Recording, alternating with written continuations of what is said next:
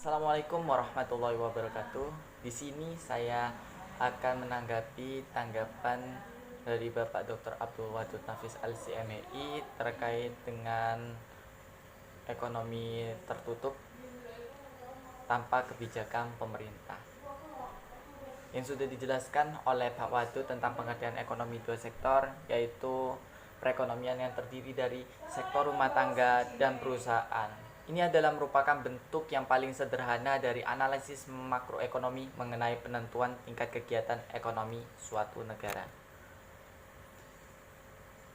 Diagram alir perekonomian dua sektor yang nanti saya akan memberikan tabelnya di samping sini. Nah, sini. Jadi diagram alir perekonomian dua sektor ini ada rumah tangga produsen dan rumah tangga konsumen. Rumah tangga produsen ini akan menghasilkan barang dan jasa yang akan dijual di dalam pasar barang dan jasa.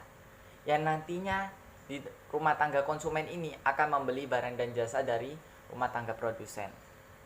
Dia akan mengeluarkan uang dan rumah tangga produsen akan menerima penghasilan dari hasil barang dan jasa tersebut. Rumah tangga konsumen ini untuk mendapatkan uang itu dengan cara menjadi tenaga kerja dalam pasar faktor produksi. Jadi bekerja dalam perusahaan yang nantinya akan rumah tangga produsen ini akan memberikan upah atau profit kepada rumah tangga konsumen.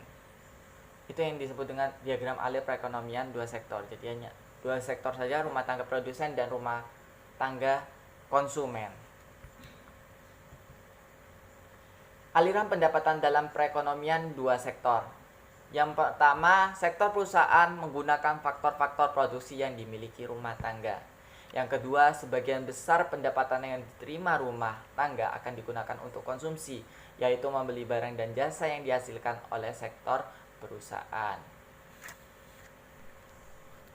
Yang ketiga, sisa pendapatan rumah tangga yang tidak digunakan untuk konsumsi akan ditabung dalam institusi keuangan. Dan yang terakhir, yang keempat, pengusaha yang ingin melakukan investasi akan meminjam tabungan rumah tangga yang dikumpulkan oleh institusi keuangan. Hubungan antara konsumsi dan pendapatan ini saling berkaitan. Pendapatan rumah tangga itu adalah faktor terpenting untuk menentukan tingkat pengeluaran.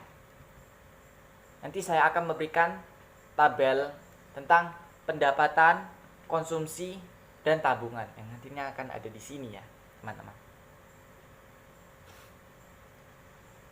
Pendapatan, pengeluaran, tabungan. Jika kita ini pendapatannya 0, pengeluarannya 125, nanti tabungannya akan minus. Jadi pendapatannya jika akan naik terus dan pengeluarannya setara, tidak besar terhadap pendapatan, nanti akan mendapatkan tabungan atau profit yang sedemikian rupa untuk mendapatkan keuntungan. Tuh.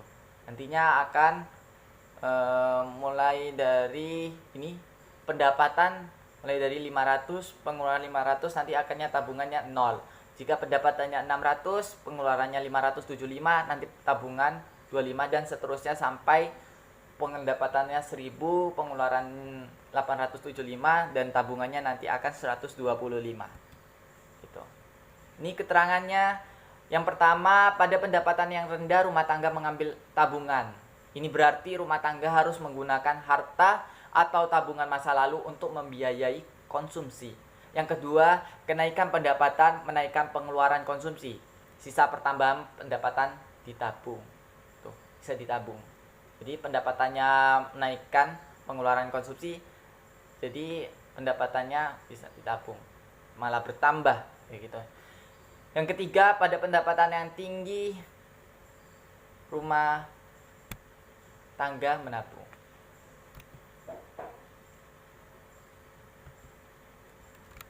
Jadi ada kecondongan mengonsumsi yang sudah dijelaskan oleh Pak Wadud ya, kecondongan mengonsumsi marginal, ada kecondongan mengonsumsi rata-rata.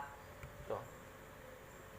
Ada fungsi konsumsi dan tabungan. Jadi fungsi konsumsi dan tabungan itu adalah yang menggambarkan sifat hubungan antara tingkat konsumsi rumah tangga dalam perekonomian dengan pendapatan nasional. Nanti saya akan memberikan fungsinya kayak rumus-rumusnya. C sama dengan A plus BY gitu ya. A itu apa, B itu apa ya. A itu konsumsi rumah tangga saat pendapatan nasional sama dengan 0 dan B-nya itu MPC. Yang fungsi tabungan. Fungsi tabungan itu menunjukkan sifat hubungan antara tingkat tabungan rumah tangga dalam perekonomian dengan pendapatan nasional. Nanti saya akan memberikan rumusnya di samping sini, fungsi tabungan. S sama dengan min A plus 1 min B kali Y. Investasi. Investasi dan fungsi investasi itu sudah dijelaskan oleh Pak Wadud. Saya akan memaparkan lebih singkatnya saja ya. Yang pertama, pengertian investasi itu adalah penanaman modal. Jadi ini adalah pengeluaran atau pembelanjaan penanaman modal atau perusahaan untuk membeli barang-barang modal dan perlengkapan-perlengkapan produksi untuk menambah kemampuan memproduksi barang dan jasa yang tersedia dalam perekonomian.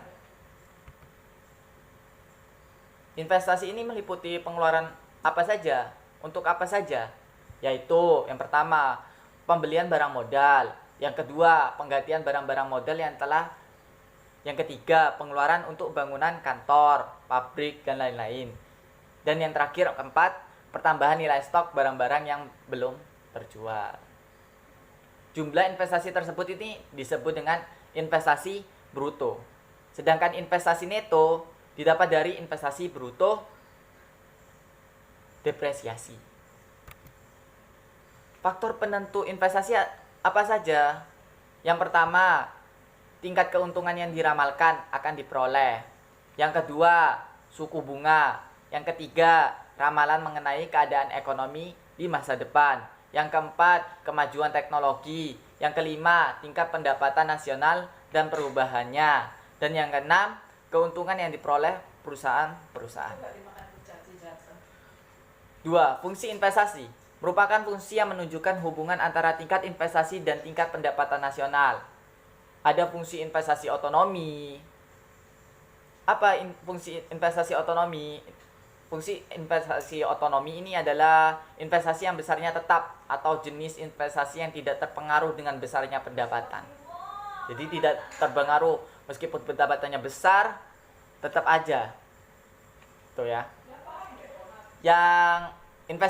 Yang kedua, investasi terpengaruh.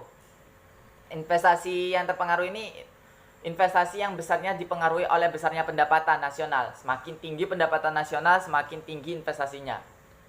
Jika kita pendapatannya tinggi dalam perusahaan, investasinya semakin tinggi pula. Itu namanya investasi terpengaruh.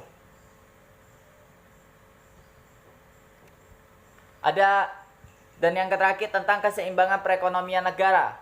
Dalam perekonomian dua sektor, keseimbangan perekonomian negara tercapai apabila yang pertama, ketika pendapatan nasional sama dengan konsumsi dan investasi.